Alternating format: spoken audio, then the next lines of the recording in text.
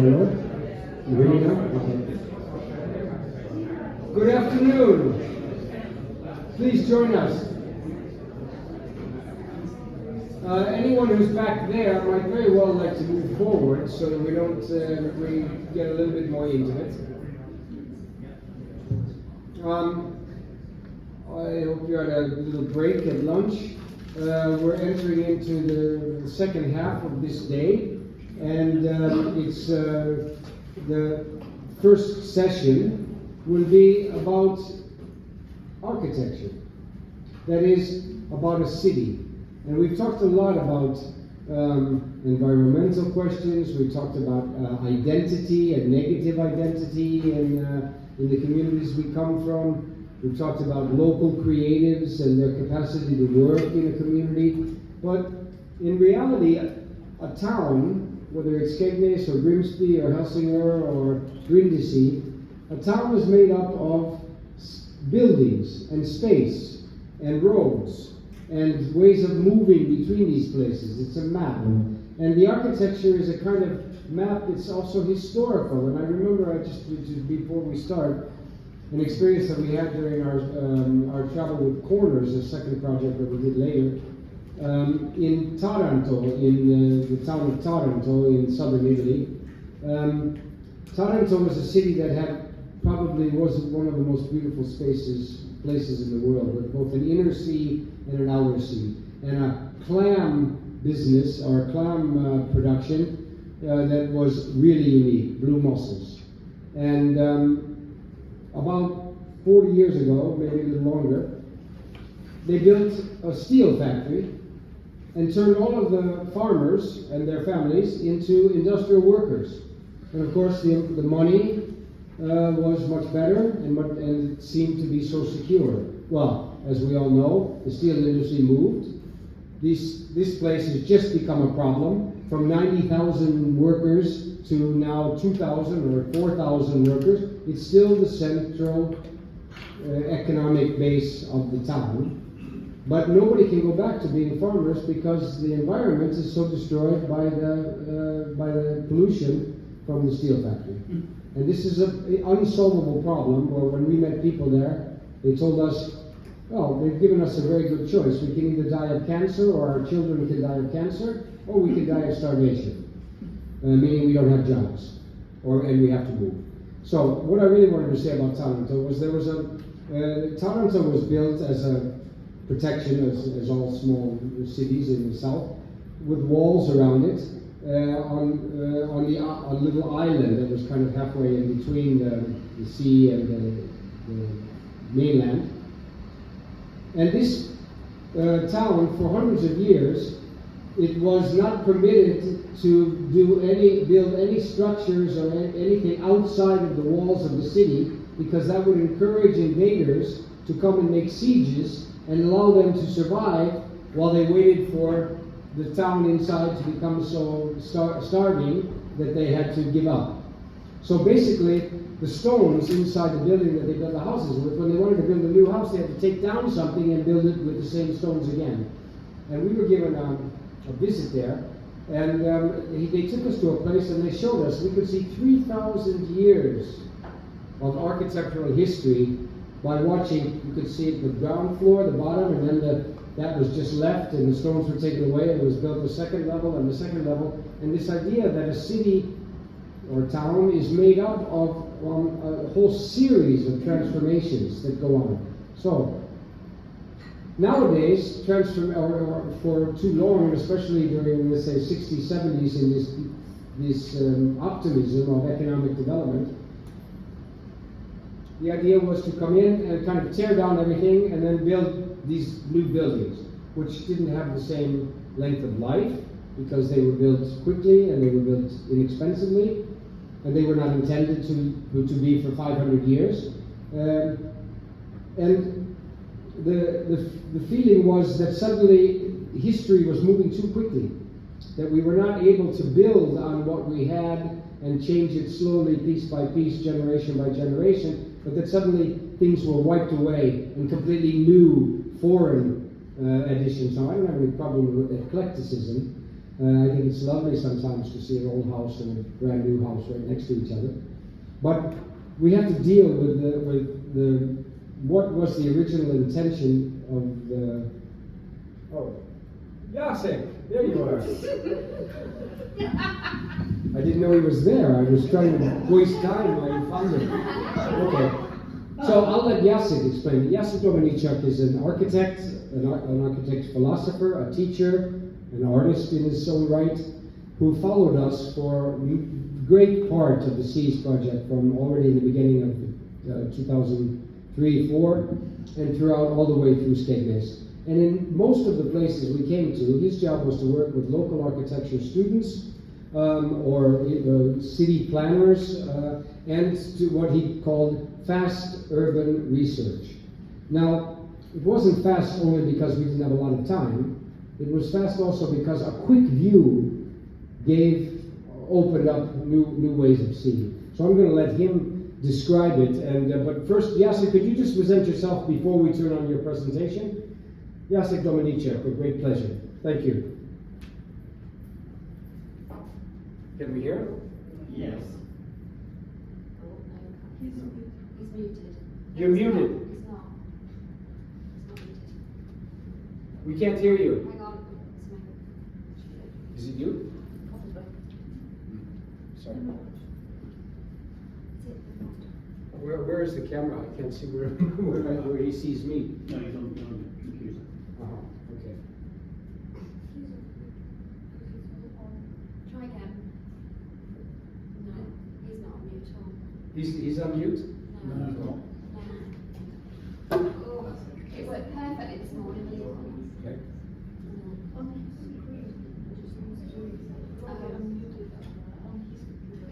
The computer I was going to say it might be him that's speaking. Yeah.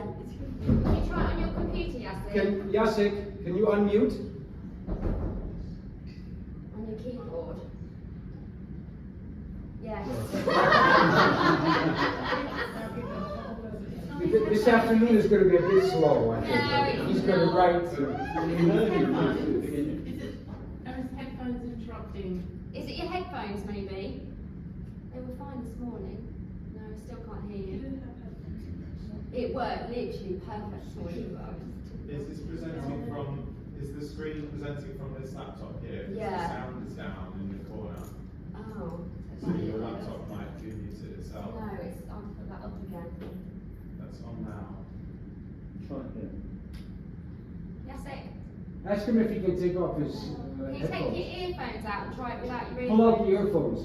I don't think it's outside, I think it's... Is he hearing us? I know. The joys of technology. Oh, now my emails are coming up.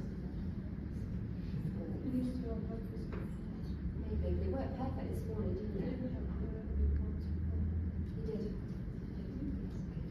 Can you, Yeah, never mind. Jacek, unplug your earphones And then pull it out of the computer. and pull them out of the computer? Try that.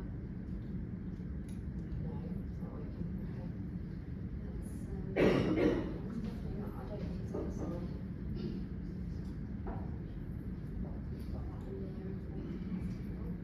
Right, well, should we get his presentation up and then we can try it then? Then we do what? Get his presentation up Okay. now and then. All right, Jacek, we will show your presentation and then we'll try to get this solved when it's over.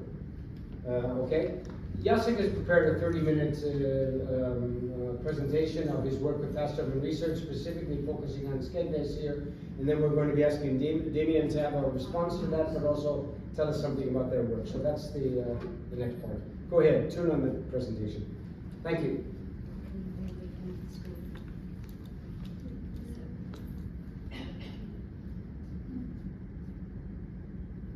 How's the sound here now? That's what we're just about to find out, I think.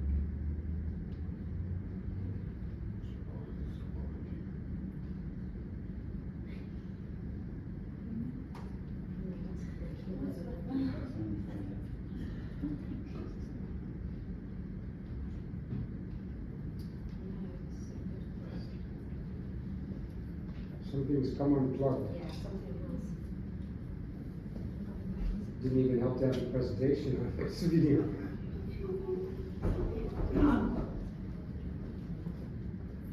Okay.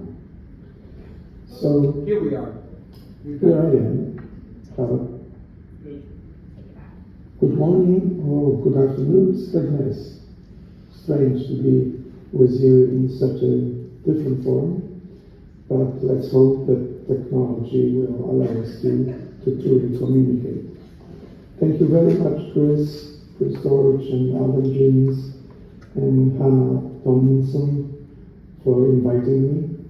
I remember at the very end of my presentation in Stegnes 16 years ago, I said, if you will need me one day, just call me back, I will come.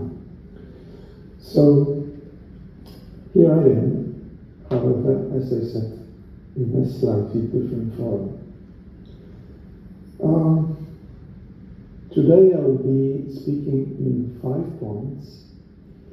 First, I will say a few words about City of Stegnes and my memory of it. Then I will talk about SEAS project and my participation in that very project, specifically about fast urban research. Then I will focus on Stegnes again, and I will refer the results, quick look at the results of Stegnes fast urban research made 16 years ago. At the very end, I will ask for future advancement, since, as I understand, we are here just because of this.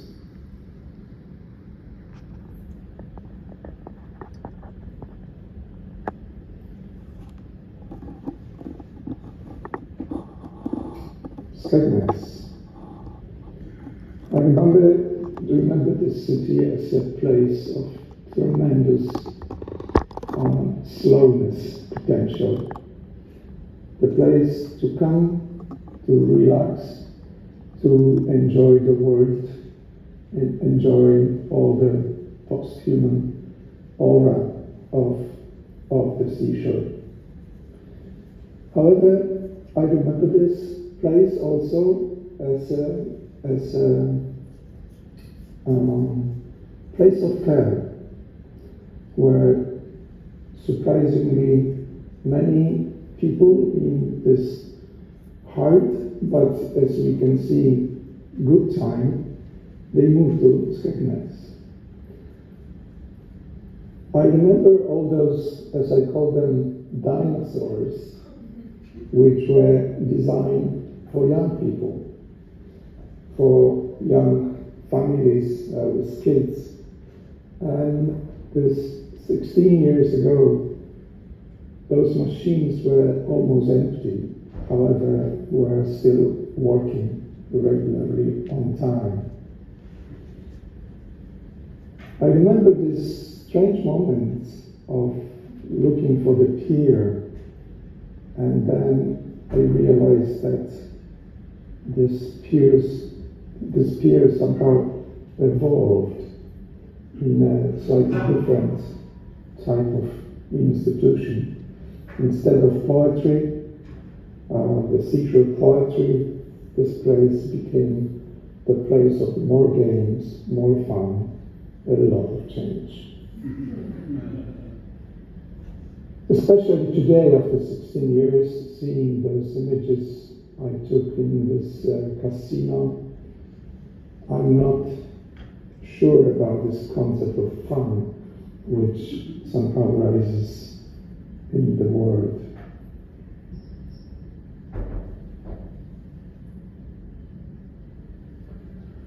SEAS was a phenomenal project. I think that none of us artists or architects had the opportunity to participate in such an enormous project. It took a lot of effort for many people to organize it. Of course, for me, the key figure was always Chris, and I have to thank you, Chris, for such a really spectacular experience of visiting so many places, so many cities, actually with the same focus, with the same project in mind. Thank you, Adam, for specifically for being there and having a lot of very important conversations. Somehow, good perspective on arts and architecture connection with spaces. I just want to recall Dragan Klajic. He ran the SEAScape conference in 2009. Very important conversations and exchanges. Stay well in a way, Dragan. The whole meeting in Skegness was absolutely fantastic. There were a lot of artists, a lot of very carefully prepared performances, events. I remember particularly those two events, the suitcases, the Phantomat, and when I was searching for my photographs, this was the first time when I realized that in this post-human world there are other creatures which actually look at us. And to jest kół przed coś niesamowitego, no. We will do a good job. Pracowałem 2 dni na takim kółko. The world and the sense of the planet.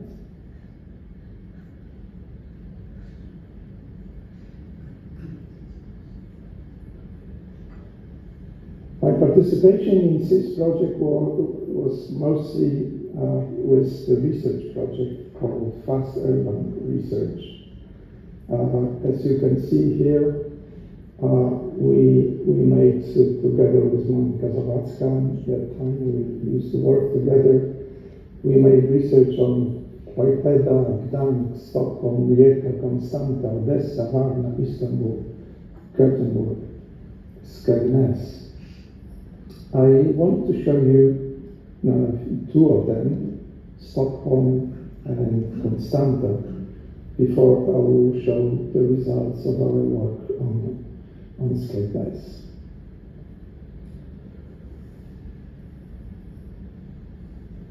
Stockholm was directly, I moved to Stockholm and traveled to Stockholm directly from my city of Gdańsk. And you can see here the old city with the main St. Mary's Church in the center, and the circle of old medieval fortifications. Preparing myself to visit Stockholm, I made this drawing.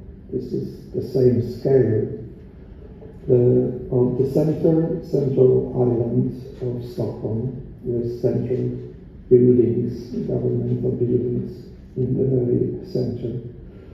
It is tremendous to realize, making this kind of comparative perspective for European cities, how close we are each other, how similar are we in the way how we create spaces. This is the scheme of Stockholm, and you see these tiny dotted lines which show main streets.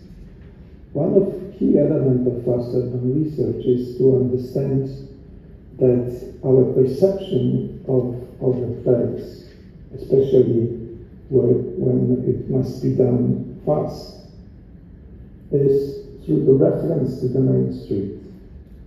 I really believe that the main street is this point of reference for everyone who visits the new place. So there is a specific way and methodology I invented to analyze how this main street proceeds, how the urban walls of buildings which are on the both sides of the street, how they actually vibrate, how the street in the modern part of the city is wide, you can see the blue lines, or how it is narrow in the oldest parts of the town, you see the red lines. But then when we look at the Stockholm, I want to show you a very particular fragment of the north of the town, of the city. This is this yellow square, and if we look at it from a short distance, then look what happened here. When you see around the Fontainebleau drawing, you can see that the grids of streets are very regular, based on rectangular systems. But those two streets which I drew are completely different, very complex, very unusual. Those are the streets which are the scenes of different grids of the town. The complexity of those two streets is critically important when we agree with what is one of the main theses of my research work, that deformation, complexity of deformation, is the medium of identity. From that point of view, fast urban research is able to discover, to name all those streets and places in the city which are key for local identity.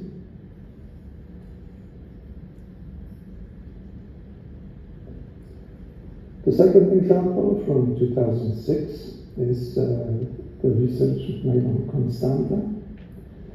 You can see the heart of the city and the five main monuments red, and research of the systems, spatial systems, identify certain different zones of particular local identity within the larger identity of entire Constanta. So you can see those are fragments which are particularly different within the very system.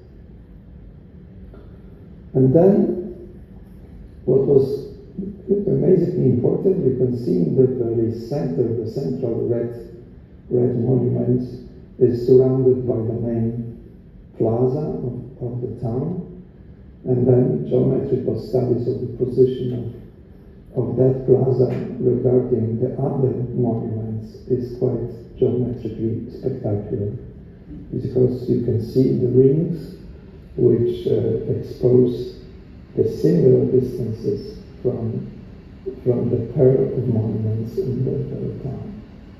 Secret code, someone can say, or the code to maintain particular identity of this place, particular hidden system which makes Constanta different from all other cities. And then the field of this pure geometry, which shows that in a way urban design, in this greatest time of European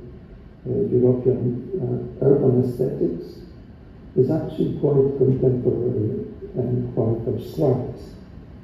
But one can study the plans of the city as a pretty amazing systems.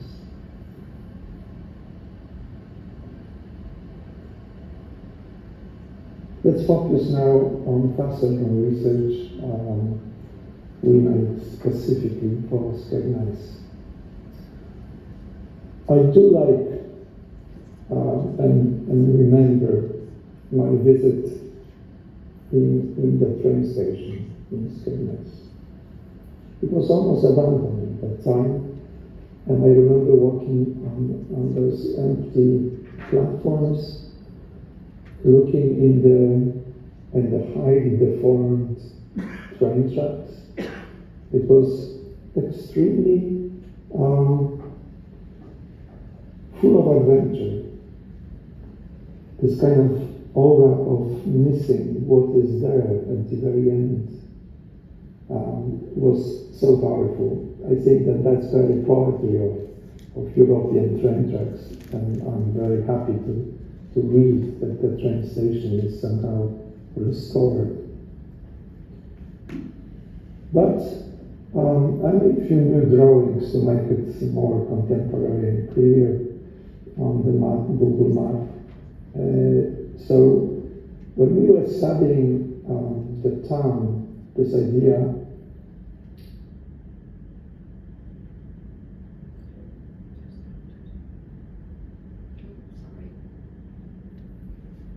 of building a train station was really critical to understand. Train station was built in 1873 as a really beautiful, pure building. And a lot of this atmosphere remains, as 16 years ago.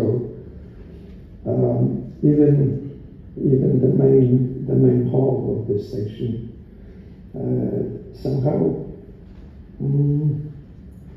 one could sense the aura of abandonment, but at the same time it was this nice, great feeling that people want to use it in a proper way, in an advanced way, in a cultural way. I remember people I met there who were still respecting this amazing sculpture which was inside the building, but at the same time they treat the person, the sculptured person, as one of the guests. And the sculpture, what was very important to see, was not in any way abused by people. So, but this was the beginning, to recognize the size and the position, very diagonal position of the train station within the town. But at the same time, one could recognize very quickly that sparked biological response. It is on the very axis of that train track, the train station, the train track, where St. Matthew Church was built 7 years later.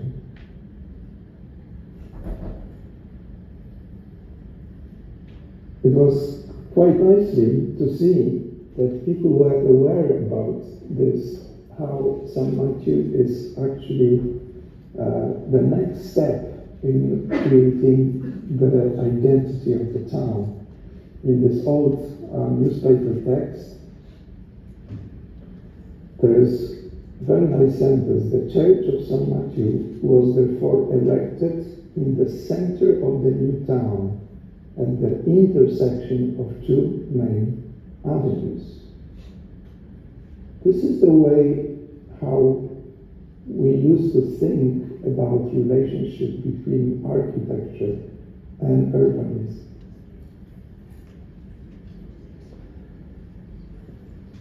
The oldest photograph of the church I found in the internet, and this is my photograph from 2009. The church already has a small tower, and this is the axis of the avenue. So, as it was written in the text, the new town was raised around this very point of intersection of two avenues. So, not surprisingly, the direction towards the sea was this really important one. it was great to see how populated the city was, how many people used to live in that place, how many kitchens were preparing breakfasts and lunches and dinners in this very, very contemporary town of that time. In the same time, really great urbanism. You can see this type of urbanism which we now dream about in this turbo-capitalism time. You can see the size of the sidewalk, the space, the trees. This is exactly what we miss in contemporary cities. So one could say that maybe this is the prototype of a contemporary city. We can think about Skynet in this way, because it started from technology, from the train station. Then it's connected with the traditional culture, which is the church, and then contemporary town for a new community, new society, and then celebration of the seashore.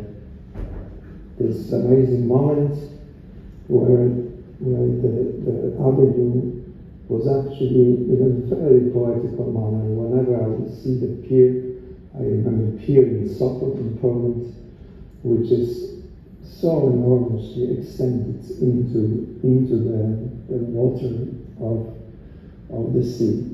Such a beautiful gesture which tells us a lot about our grandparents, that they enjoy life in a different way.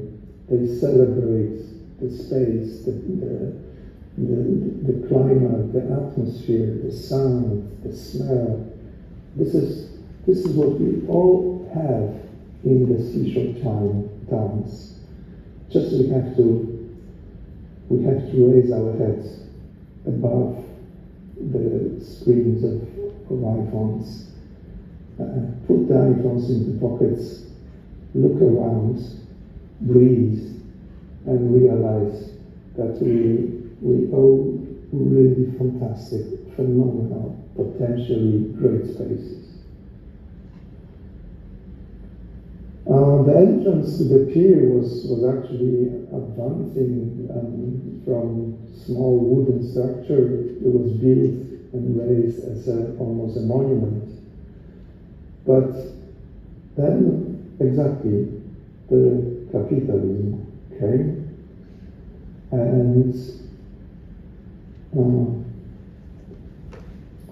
to be positive, I would say like this: the way how Skynet will remodel the casino with respect to the memory of the former pier, it will be the advancement not only to our culture of living on the seashore, but who knows, maybe also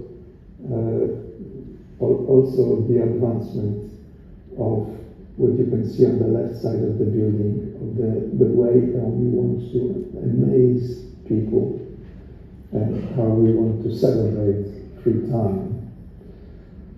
Inside the casino, there was this beautiful photograph of the old entrance to the pier. I'm glad and happy already for all the years that the city, even the casino, remember this great coastal culture. So this is a quick drawing of the key elements, and now quickly drawings of the Skynet, which were made as a result of the Fusselman research in 2009. So you can see the whole system of lines and this contemporary cute of the city. I'm speaking about kilt because my impression is that this is a really great comparison this culture of making kilts is a celebration of differences, of uniqueness of every piece of fabric, but at the same time there is this sewing urbanism which shows that those different identities can be put together and to create a mesh of a new common identity for this particular kilt. I'm talking about kilts specifically because of Skegness, because within St. Matthew Church, in the time of SEAS 16 years ago, was actually an exhibition of kilts. St. Matthew was really somehow nicely present in the SEAS Festival. You can see our flag is flying today to celebrate the SEAS Festival. It was really, I had this feeling that this very institution understood the position in the very center of a new town, and that this is the obligation to respond, to be dialogic towards all the events, cultural events, which took place in the city. Skegness Faster Than Research was combined with workshop, which was actually quite nice and very intense. There were a lot of people and a lot of research were done. I will show you just few of them. Scarborough Avenue was analyzed by one of the group of students, and they were studying vibration of urban walls on both sides of the street, and they looked for proportions of that street. All those are prototypes for local identity continuations. They were studying different, less important streets in the town. They were studying the specificity of street intersections, how they behave, how they create urban interiors and the atmosphere of place. It was a great time, great workshop. First we were very serious. At the end we were able to laugh together and enjoy the common work. It was really great.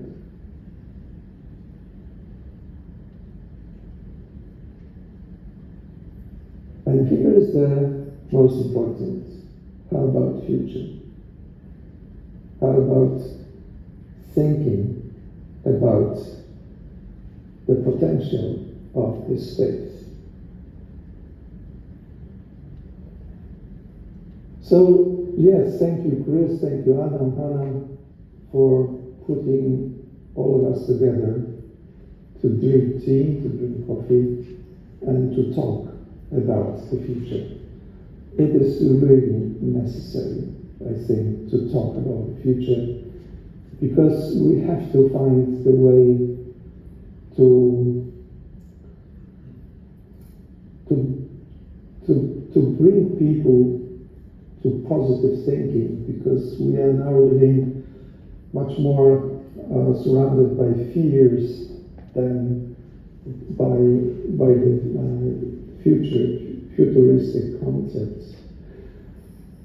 When I see the potential of seashores, of all the beaches, all those fantastic introverted people who spend hours walking along the edge of water, I just have this tremendous feeling that in response to this beautiful, phenomenal environment, first of all, we have to be fundamentally serious.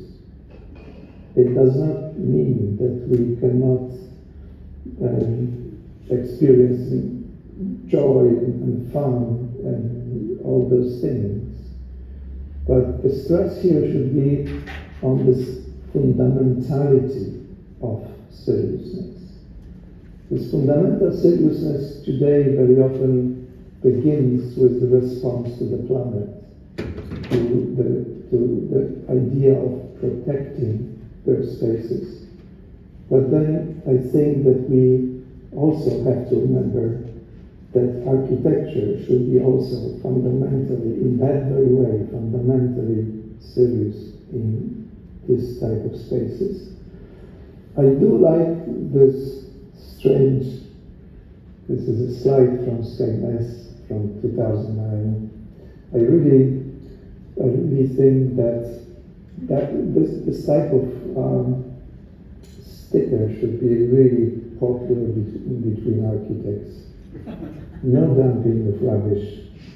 Let's make these things truly smart, truly contemporary, truly focused on the future not only of the world, but also generations which will hopefully enjoy those spaces back again. No more cheap airlines, no more Airbnb. Let's go back to our seashores. Just enjoy the environment and the fun of being together. This was a great time to take part in Black North Seas Contemporary Art Festival. But this unpacked piece of candy should remind us that what is really sweet is still ahead of us. But there is a change. Post-human world is also looking at us. We have to be sure that they will not think that we have no idea what to do. I hope that all the time, all the conversation we'll have together in Skegness will move us forward. I wish you great time and really good debates. Thank you.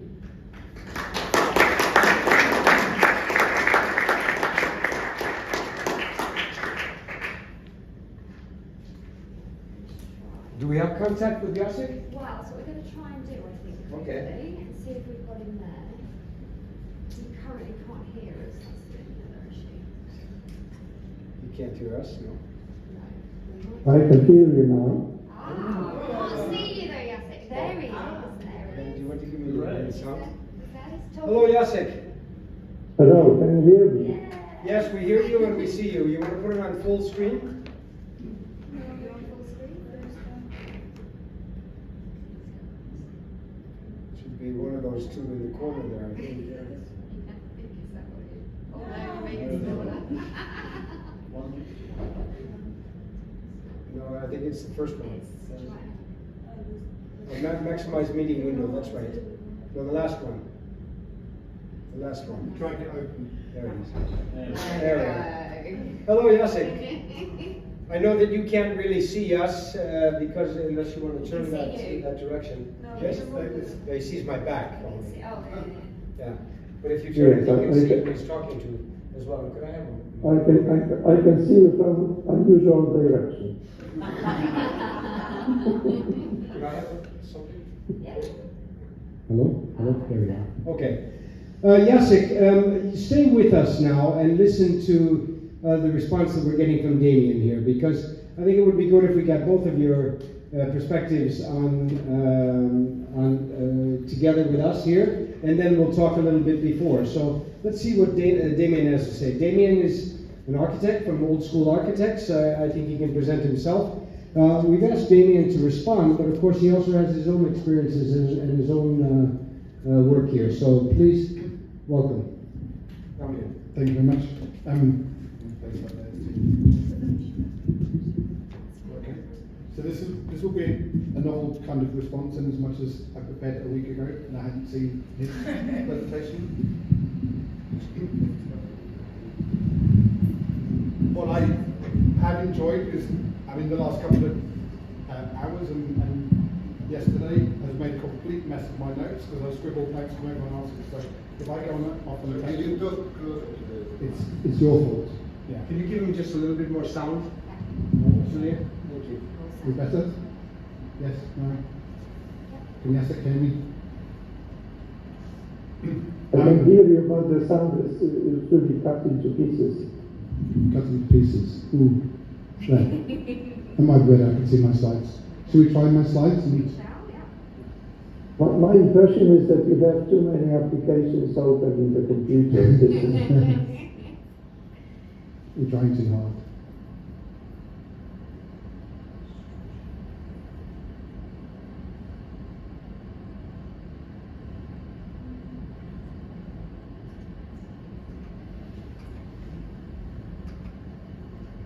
We can move quickly past that one.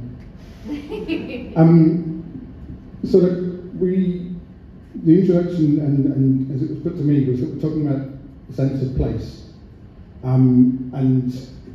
As an architect, and I am mindful, it came up earlier, I'm also a lecturer, so as much as we use these grand terms and everything else, the reality is that when we say things like genius loci, it's the spirit of the place.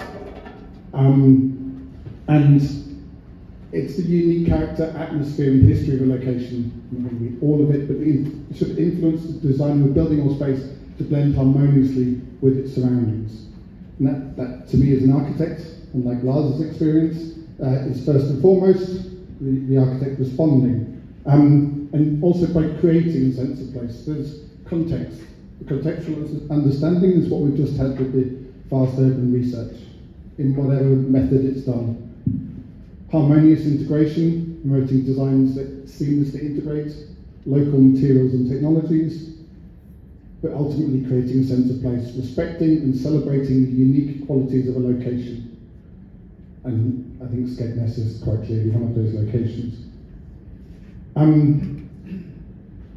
Let's point it at you, Jenna. That should be awkward. The top, okay. So as I put these things, I was trying to pull something together and wondering why I'd been asked to do this. I started to realise that, and you'll see, this is obviously my maps are in reference to the previous slides. That's me responding. So in the previous life, I lived in Hamburg, and much like yourselves, going through and making this, I realised this was over 20 years ago. And as a young architect with a couple of friends, there was the Hamburg Architecture Summer was an event that was very stiff, very formal, very much in Hamburg, by Hamburg, and just not known by most people, not very interesting. So we took it upon ourselves, funded it and built it ourselves. We made 7 pieces of furniture. They kind of looked like 7s. And we placed these items for a couple of weeks in parts of Hamburg. We effectively had a party location for 2 weeks that moved around Hamburg. We probably didn't realise it at the time, but we were really using our knowledge of place and space. Firstly, can we get away with doing it there? Will people notice? Can we play loud music? So some locations were on the Elbe, on the river. Others were in the centre of town. As one does, I think at that age, we knew artists, Catherine Bettker, did with overhead projectors, if people still know what they are, just the most amazing light shows and visuals by using materials, ball bearings, polystyrene. So we used our 7 pieces of furniture as a backdrop, but this again was right in the centre of Hamburg. But it was our reading of place. As I say, first and foremost, where can we put these 7 elements and make some noise? But also, as young architects in the city, there was a lot of opportunity. And I think we used that and continue to use that knowledge later on. So this is the Opera House now in Hamburg. That's been Herzogenaurach. I haven't shown images of it, but it's within the Hafen city, which again was a derelict space. The port was unused to the greater part in that area, and things were shifting as they have done locally and as we've been talking about. But it became, and this is honestly one of the more carefully chosen shots showing public use and green spaces. But as with a lot of what we call gentrification, and I was involved in it, suddenly we were making barriers. These unused ports and spaces were becoming waterside apartments and expensive places. So, for no other reason than I was involved in them, we were building, through competitions, apartment buildings with, I think 30 apartments or more that were luxury living. This is a major city, Hamburg, with quite a lot of money, and so we had the opportunity to, with developers, really provide high-end apartments with a bit of green space. So much like a lot of European cities, there is the opportunity to wander around, to spend time there in green space with trees on the waterside, but it's still that blur.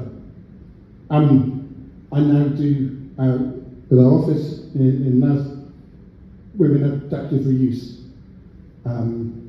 We're converting barns, old buildings, not a lot of new buildings, not really what we do, but that adaptation, be it old stables into new dwellings, that's our day-to-day. That's what I enjoy doing as an architect. But just as much, and I think I can sort of align a bit with artists and other people chatting in the last couple of days, that sometimes what really interests you or what you want to get stuck into, and you think is really important, isn't necessarily going to pay the bills. But there was an opportunity, one second.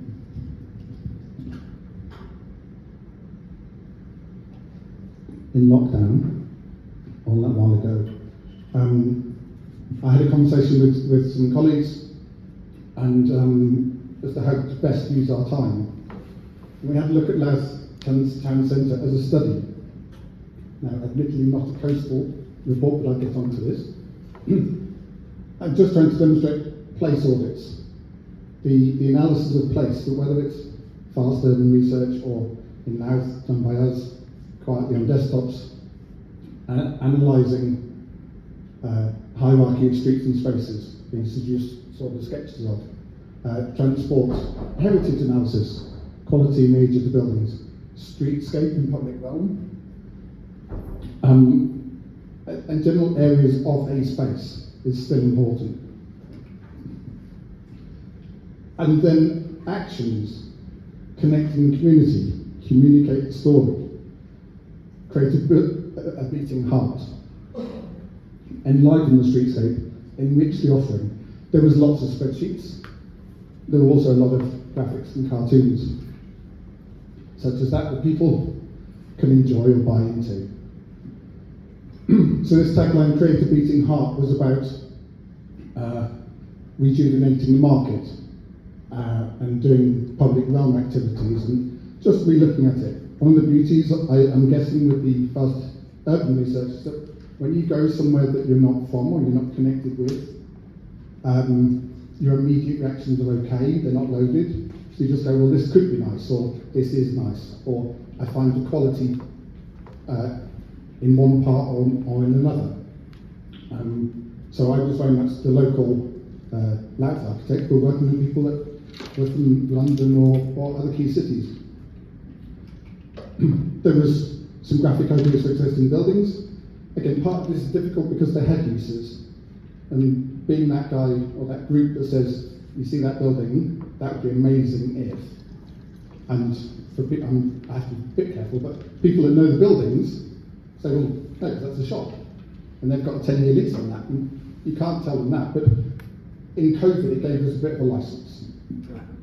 But only a bit, as you'll see. Enliven the streetscape, actions. Again, this is a group of people that have been sort of studied, investigated, not just me, others. Ways we can enliven the streetscape. What can we do to slow spaces down, give more greenery, give more opportunity to dwell? If you engage with the community, with the plan, with the development, with the implementation, as you're about to see, prioritising community needs participation to ensure it's relevant, it's responsible, and it's sustainable. So we have these beautiful graphics. We submitted the report just after COVID. It was all very well received. And I'm getting nervous about this.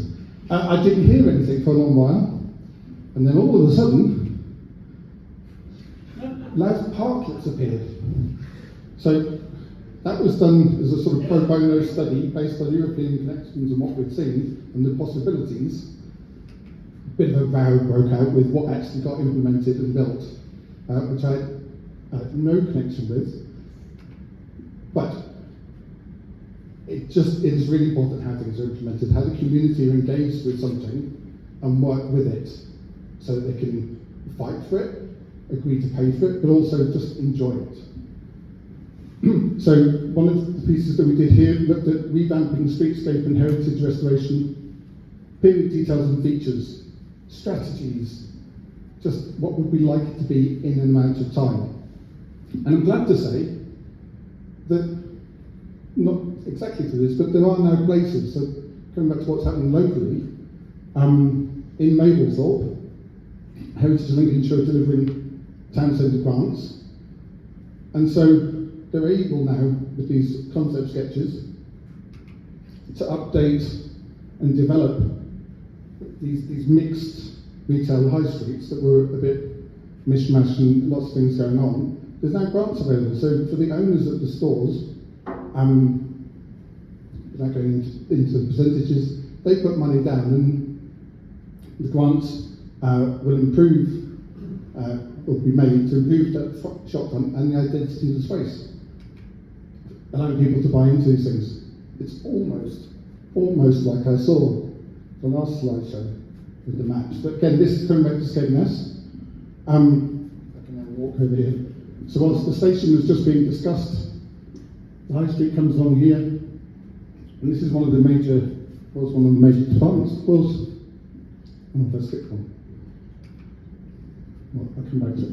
So the idea really is that through this money and the opportunity, and I say this, I'm more than aware that we've got some fantastic new swimming pools and we've got major architecture things happening, but I'm talking literally about the community, the culture within the community, the before and after. A number of things has happened here. It's smartened up. It's got a stronger look to it, but also we've been able, with Score Hawkins, we've been able to add a door that means that there's access to the first floor that's now an apartment. So someone's living upstairs and they weren't able to do so before. So the streetscape suddenly comes alive because lights are on in the evening and the pizza looks a bit smarter. The department store on the corner is one of the best known shops in Skegness, and it's on a key gateway and key driveway. But before and after is clearly quite distinct. And it just, what it's done in doing is that not just that is it making this a better offering visually, but also for the store, the next door neighbours are looking at their store and saying, oh, I've got a bit shabby now. Tell me again about that grant, or even just those small details that they'll do just to make it a bit, you'd rather blend in with the one on the right than the one on the left. There's a lot of text. Hull Fruit Market is another good example. Hull being Port City. the historic market, the waterside location, and now the reworking, essentially, as part of the city culture, that has enabled the adaptive reuse or redevelopment of existing buildings, but with a view to culture, with a view to having an area that's now really quite lively at all times of night and day, where these buildings are repurposed to be shops, artist studios, galleries, offices, gig venues, as per that slide, but just reimagining and re-enlivening the space. And that's now the rear of the other side, which is a music and presentation venue. And this is a bit, refers back to this idea of the plans that we were just looking at in the previous presentation. This is Grimsby. I still don't know very much about Grimsby. I'm trying to learn. It's not very far away from me. But Freeman Street was one of the key arteries, because the dock, you can see the dock offices here, the dock's down here, or reversed there. I do apologise, Freeman Street runs down here.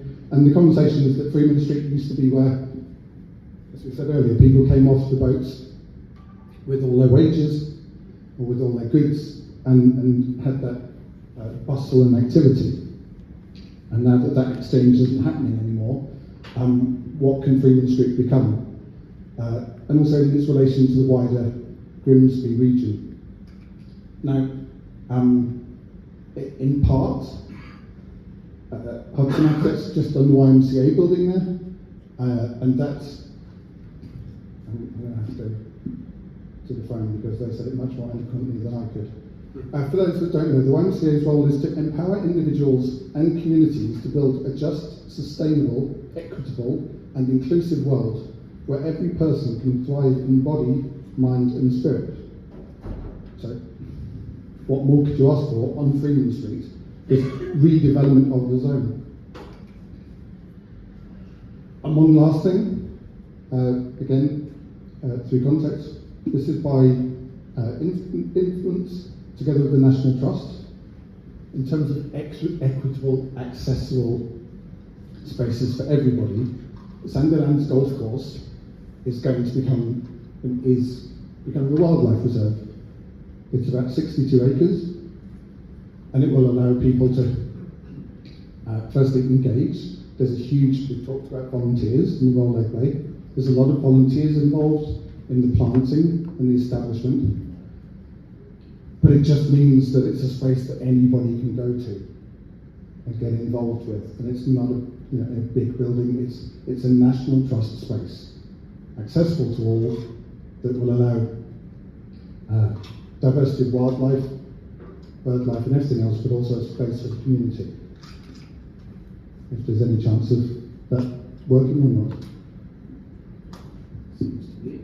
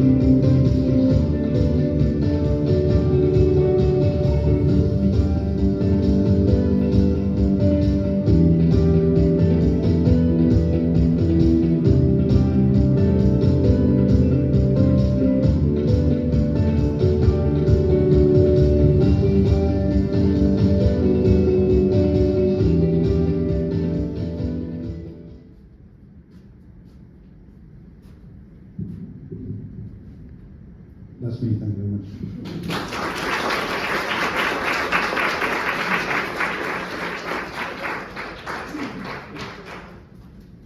Stay here with us, of course. Now the question is, what can Jacek see? Do we know? I mean, can we turn the camera so that it faces towards us here in some way? I don't know where Jacek is. Are you there, Jacek? Yes, there he is. I can see you now in front of the screen. Can you hear me? Okay, so if we look towards you here, you see us. Stay here. That's okay, huh? You can see both of us. All right, very good. Well, there are many questions that arise. First of all, Fast Urban Research, as you can see, is as much an artistic project as it is a purely architectural project.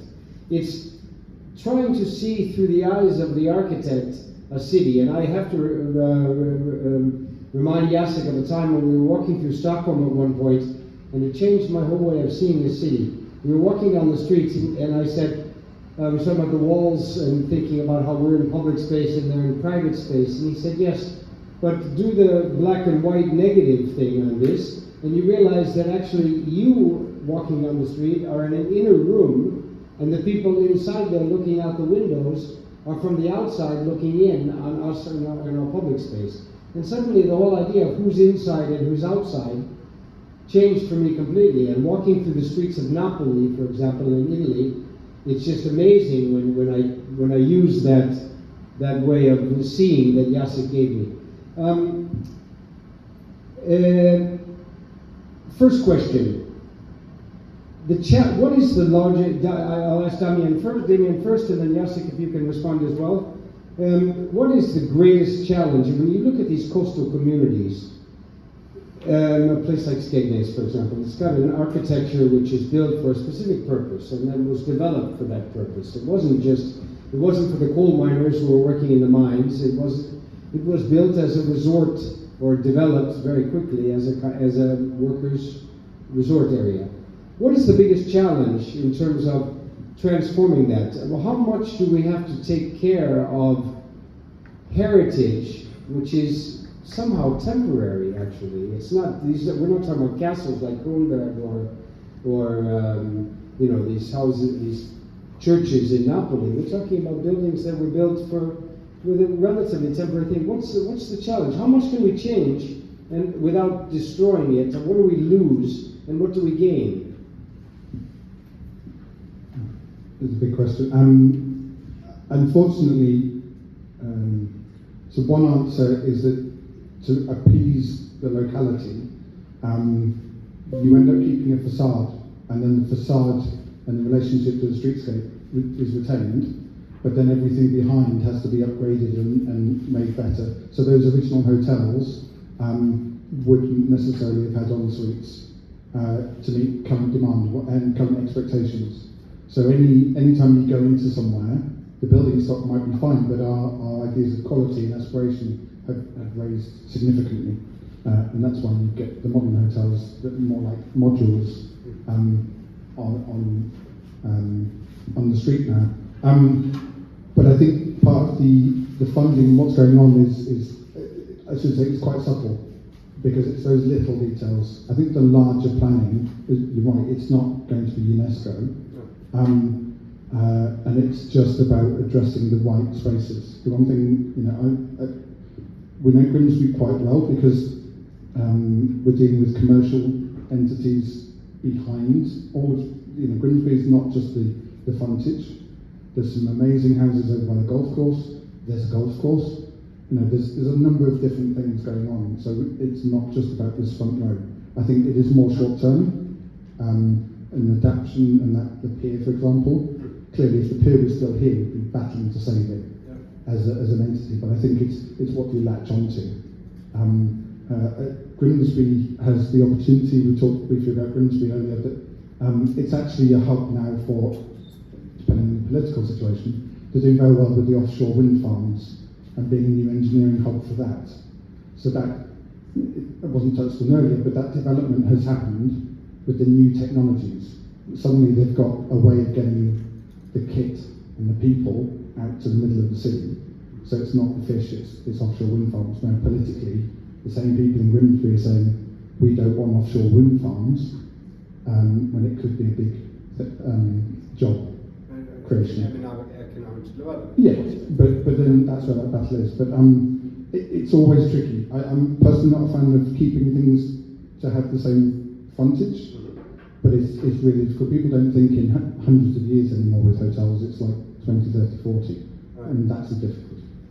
Jacek, speaking to you on this question, what is the limit between some kind of architectural nostalgia and actually creating functional with a long-term future of a new city, especially when it comes to coastal communities where the landscape, the seascape, is really the thing that needs to be protected. And the architecture, is there a conflict between, let's say, community nostalgia and functional recycling? You always used to talk about old spaces finding new reasons for being. I don't know. Adaptive reuse. Yeah, exactly. Adaptive cultural recycling, we could call it. But what's your, I mean, how much you as an architect, when you follow architectural problems, is nostalgia a problem as opposed to protecting cultural heritage? Okay, can you hear me? Yeah. Okay. First of all, before whatever I would say, I would mention that nostalgia is nothing wrong. The progressiveness of architecture is very often devastating, actually, what we understand as slow progress of culture.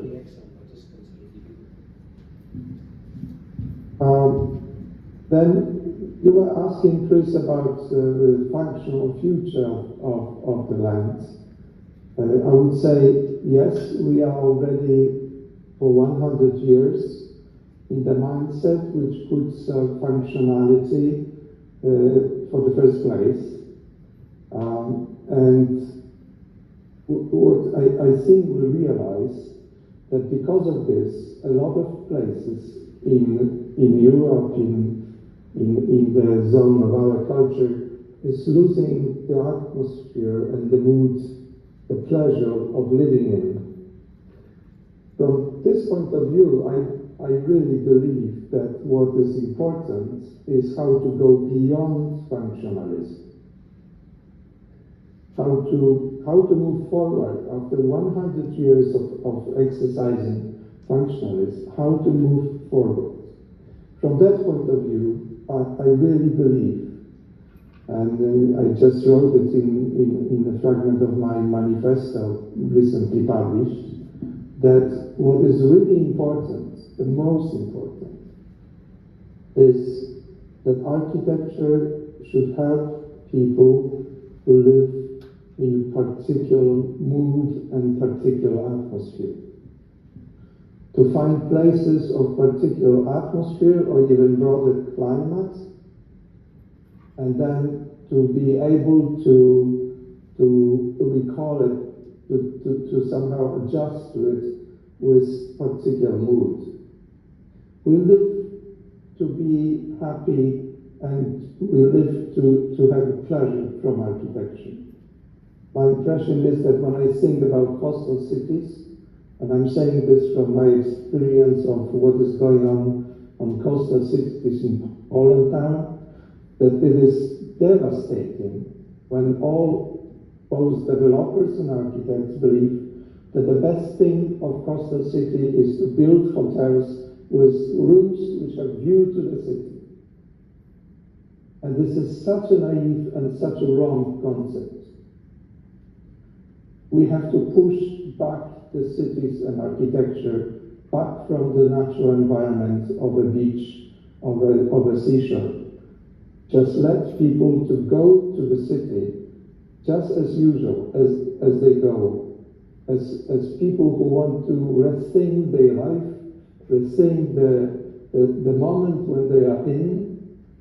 We have to remember that going to the beach is to go to the end of the world, to the place where Earth for us is ending. We have only horizon, but above the sea.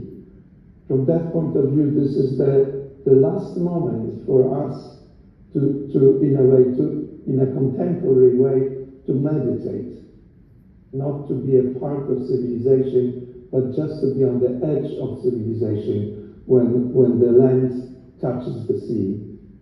My impression is that this is very important and that we should abandon this concept of tourist places from, I don't know, Bulgaria or French coast or Spanish coast, where all greatest hotels are built, they towers on the edge of the sea, just to let the customers to see the sea from the window of the hotel room. I think that would be the most important thing. Actually, we have in Poland this nice rule already for some years, that in the past you could build a single family house, small house, or vacation house just on the edge of the lake. Now there is requirement that you can build private property at least 100 meters out of the edge of the lake. My impression is that this should also refer to the seashore, but it's not about 100 meters. It's about allowing people to go to the beach and be in the nature, not on the edge of civilization.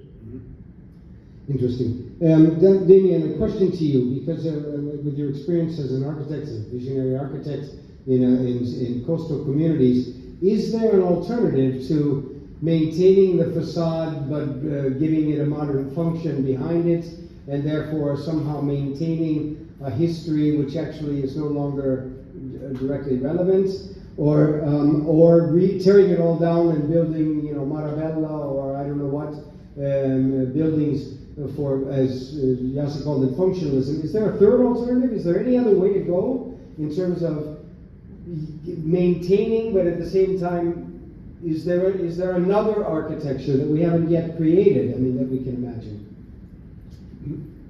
I think it comes back to you're responding to people, and so a lot of people talk about respite and the communities, the people that want to go there, and until we can, the generations that we've been talking about, so people coming from the mining towns to the edge of the world to the beach, because it was so very different. And that's past, but there's still people alive that know, and that's why they've got Scapeness in their heart, and they'll continue that tradition. I think it's also been a point with the theatre and the general public, whether you say, right, this is how it should be, which is really strongly from the theatre spaces, or, I don't know whether as an architect I could prescribe and say this is what you should do, and expect the people to come. I think there's always going to be that battle between the traditional and the old. There's some very good examples in Germany where they've taken the old prestige buildings, Heiligen Dam, and places like the core hotels. It's just very high end, and I think that's the difficulty. Is that is money is a key factor. If you want something that, dare I say, wow factor or that point of difference. If you want to convert an old building, that's hugely expensive and loaded in so many ways. But I don't think the answer is what's currently happening on the frontage here. But it is bringing people in. So then the argument is, well, if people are coming, then it must be working. But I don't know whether there's an immediate architectural response. But I think that's what's been so interesting yesterday and today, that how other people are dealing with it.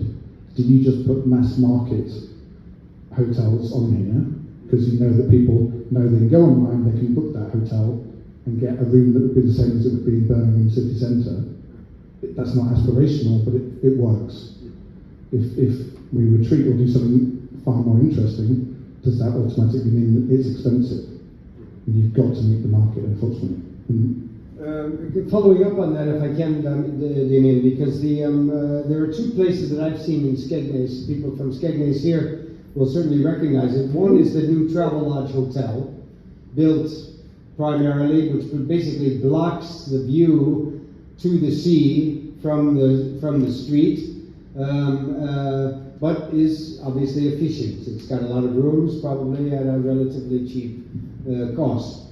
The other is this huge, I don't know whether it was a cricket field or what was it, that the grass is now growing.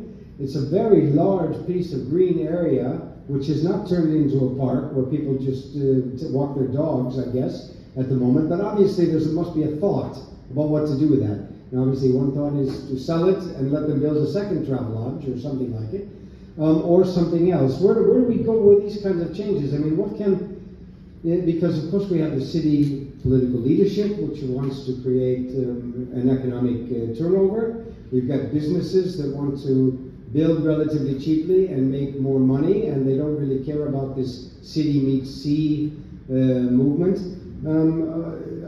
Just referring to those two places, do you see any specific problems or challenges or solutions? You see, I was far more careful about brand names that I use than the person that's not from the area. I think it's difficult because politically they'll say, look, we've got these new hotels, and they're bringing all these people in, and that brings money in and fresh people into the places. The hotels that were seafront are looking at these boxes and thinking they're much more successful and they're booked out, but again, it's that online clickability and book a room. I think it's going to be a huge battle because I think that strip will just be developed. It's a bit like if you open one coffee shop, you can guarantee that two other brands will appear, largely because that first one's there. Starbucks is there now. Again, I didn't mention any names. But yeah, I think it's just where we are. But I think it would have been a much stronger move to say that strip will never be developed, or not in that way, certainly not with higher buildings, and then address the frontage that was already there. I don't know how you're going to address that, because I think it will have the knock-on effect that the others will be seen as being very popular and functional, and then the battle will be the other hotel, the original hotel buildings that are then older, and what they have to do to keep up. Last question for you. Go ahead. Jacek, say. Yes. My impression is that this is a great situation because we're talking with two architects. So we have privilege to be in power here in this conversation. But at the very same time, my impression is that that architecture is in decline. And my impression is that a lot of architects accept that the theory of architecture is generated by economics. Architects are not brave enough already to say that they are really educated in understanding spaces. And then the theory of architecture about space is more important culturally than the theory of space as economical advancement. I just recently on YouTube, I saw a film which was, as I understood, a part of a series which was called Nostalgia.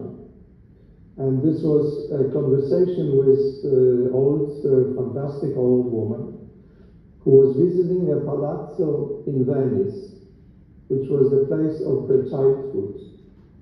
And she was talking about this, that she remembers Venice in the time of her childhood when she was opening a window and listening to birds and the sound of water in the canals.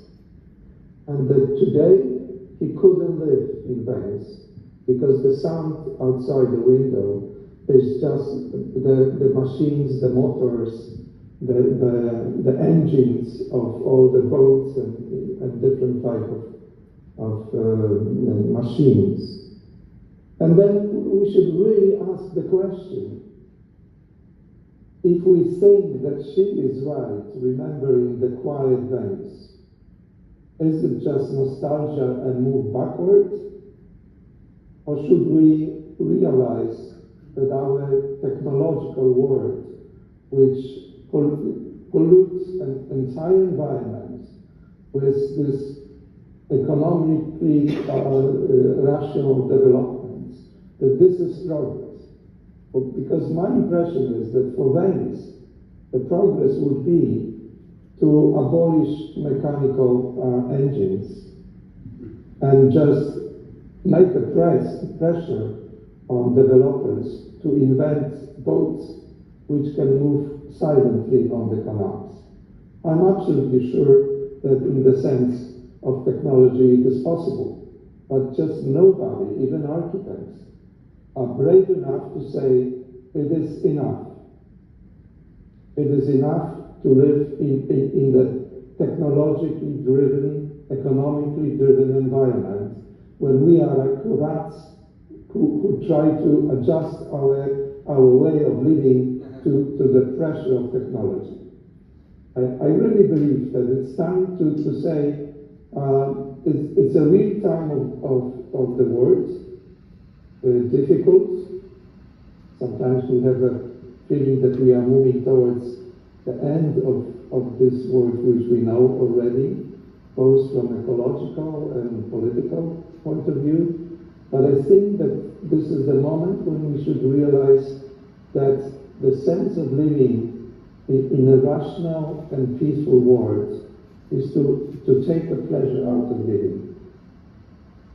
And from that point of view, I think the industrial culture, which is already at least 100 years ago, I just want to recall that Le Corbusier and the foundation of modernism, this industrial modernism, was exactly 100 years ago. Le Corbusier wrote his first book in 1925. From that point of view, it's really time for a change. When I hear that the European Union is thinking about progress under the name New European Bauhaus, it scares me really, really deeply, because Bauhaus was the leader of industrialization of the space we are living in. I think we have to push the industrialization out of our private life. Thank you. Last question. We need a break here because we've all been sitting for a while. But a last question to you, Jacek, first, but Damien, you can also respond. You just made clear for me the connection between architects and artists, because artists are also confronted in this world today of trying to come up with the goods that we're being asked to come up with. That is, we have to demonstrate that we can bring large audiences. We have to demonstrate we can sell many tickets. We have to demonstrate that that it's spectacular enough and therefore also potentially superficial enough. That is that which is the most for the most people. And architects are confronted with the same thing. You're given a task to build a hotel, but you have an economic and numbers of square meters per person and everything else, and these regulations mean that you stop being creative and you start being functional, and that functionalism. So this connection between art, can you just say something, Jacek, because I know of your great pleasure that you've had in your meetings and your dialogues with artists. What do you see in terms of yourself as an architect working, let's say, with building projects on large scale, city and nationally funded, and artists trying to make a piece of work? Where does where does one lack the courage, and what does it take for us to have the courage to try to take it one step farther? This is a very good question, Chris. My impression, well, in Gdańsk we have really a lot of experiences with in a way, fighting for the space of the post-shipyard area in the city. The artists used to be the leaders, and they were pushed out by big business. And now it's the moment, under the kind of social pressure, that artists actually are coming back to the shipyard. It is quite amazing. I want to say one important thing.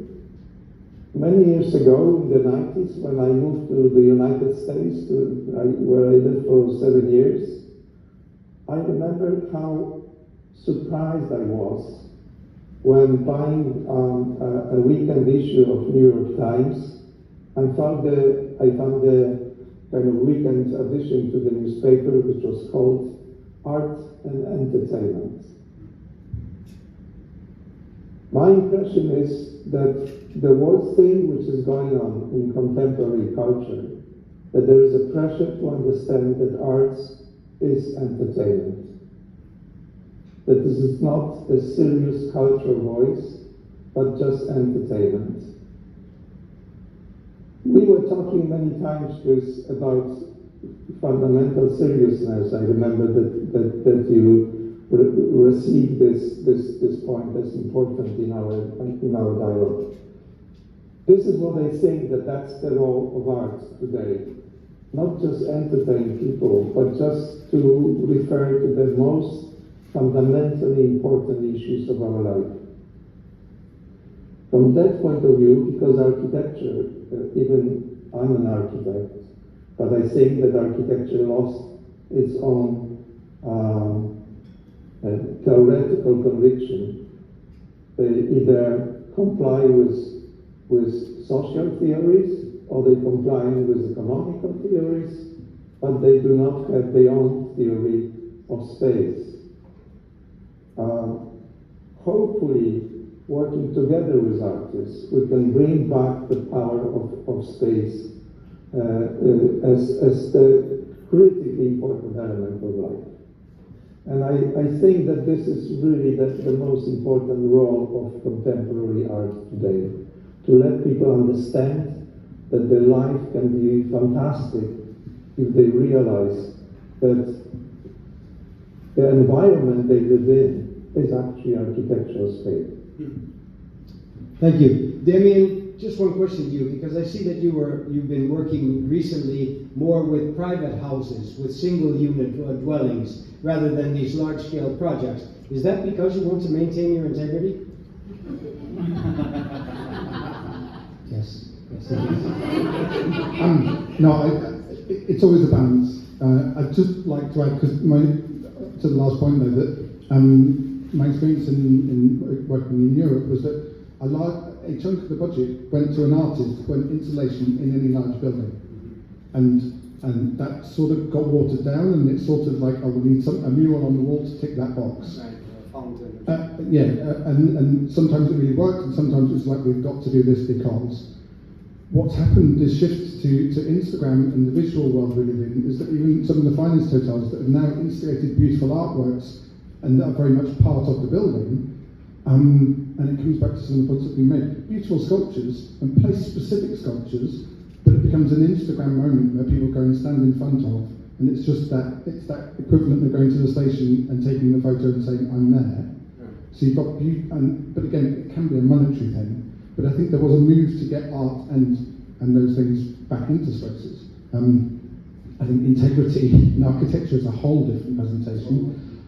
But in terms of working one-to-one with people, be it private user or business users, there's a real enjoyment in that you're not in a boardroom of 40, and that you can perhaps suggest or deal with the situation and collaboratively have the best result, and then maintain some integrity.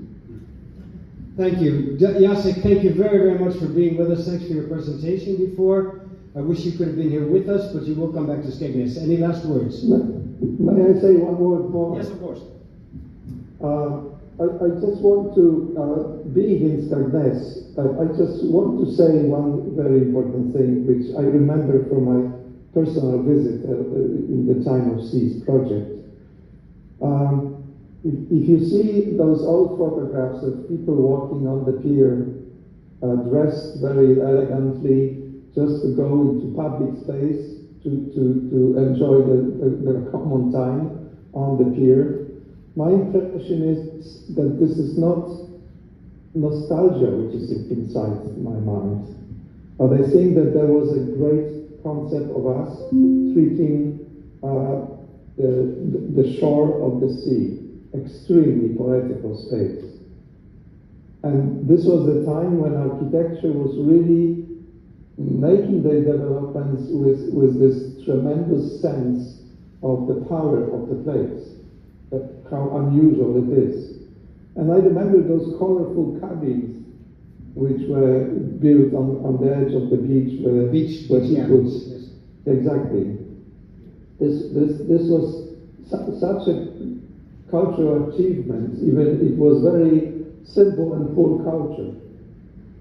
My impression is, and I do hope that, as I said on my presentation, that Airbnb will be recognized as a cultural failure, in a way, that all the tourism will end, that people from London will back again sit in the trains and go to Skegness, and that people in entire Europe will recognize that this concept of treating a coastal places the way how Skegness did it in the past is the best way to deal with space. This is Skegness, this is Sopot and Gdańsk, this very gentle, very emotional way how culture of living in cities touches the power of the sea and the natural environment. This is not nostalgia. This is just a thought that in the past of our culture there were certain highlights which were really a great cultural achievements, and we should not remove ourselves from believing in it. Thank you, Jacek, and maybe we can replace the word nostalgia with authenticity, because I think that's what you're talking about in some way. Authenticity or sensitivity. Sensitivity. That people were sensitive to the power of that very situation of coming to the edge of the sea. Yes. Thank you very much. Thank you, Damien. Thank you, Jacek. Thank you, Damien. Thank you for your great. We didn't leave enough time for any questions in this one, but I promise you that I'll yell and I will do that in the next section. Take 15 minutes. We'll come back and we'll have this dialogue between Beach of Dreams and Brindisi. Thank you. Jacek, thank you.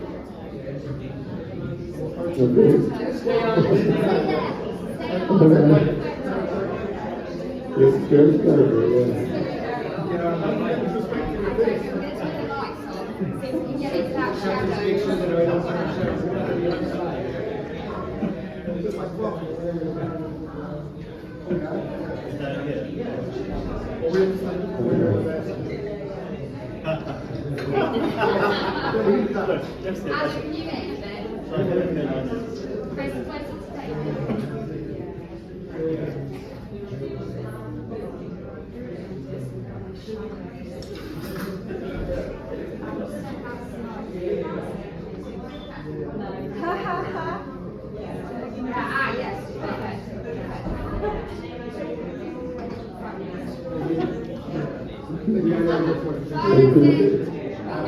Bye-bye.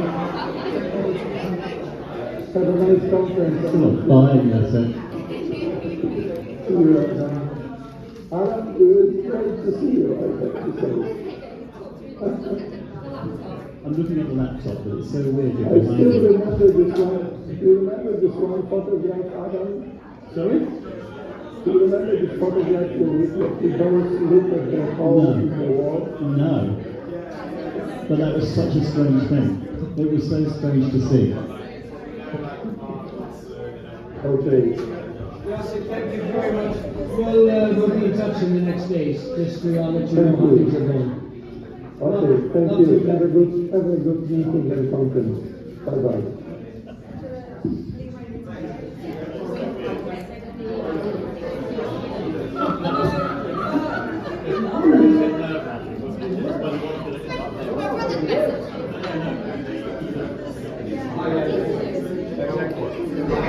What are you wearing?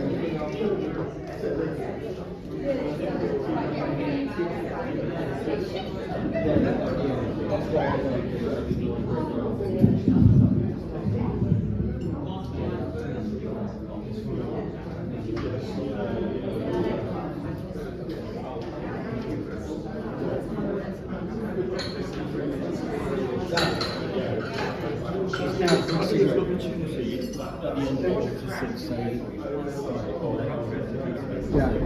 and Aniela and I can, we can stay pretty compact, because she's quick and